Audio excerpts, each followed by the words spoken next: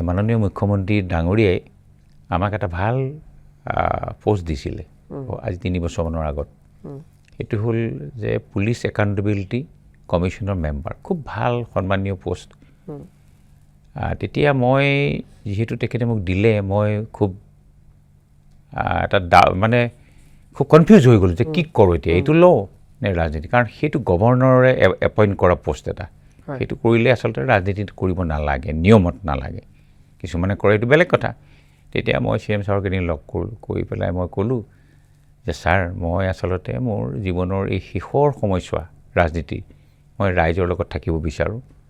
কৰ্মীসকলৰ লগত থাকি কাম কৰিব বিচাৰোঁ আৰু এই পোষ্টটো মোক নালাগে বা জইন কৰিব নোৱাৰিলোঁ মই চৰি বুলি ক'লোঁ তেতিয়া তেওঁ মোলৈ চাই আছে আৰু ক'লে দাদা হ'ব দিয়ক আপুনি যিহেতু ৰাজনীতি কৰিম বুলি কৈছে আপুনি ৰাজনীতি কৰক এইটো মই কাৰোবাক দিম কাৰণ এইবিলাক একতা খুব ক্ৰিটিকেল চিটুৱেশ্যন য'ত সিদ্ধান্ত ল'বলৈ অলপ টান হৈ পৰে দুধুৰ অৱস্থা আৰু তেখেতেও মোক এইটো দিছিলে এজন যোগ্য ব্যক্তি হিচাপে সেইটো সেই সময়ত মই নোৱাৰিলোঁ কৰিব এতিয়া ধৰক বিধায়ক হিচাপে আহিলোঁ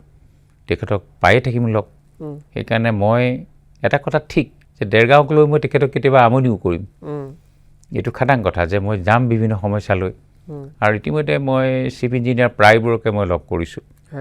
তেওঁলোকে সহযোগ কৰিছে মোক দেৰগাঁৱৰ যিটো চাৰ্কুল সেই সম্পৰ্কটো তেখেতে একদম ইমিডিয়েট ফোন চোন কৰি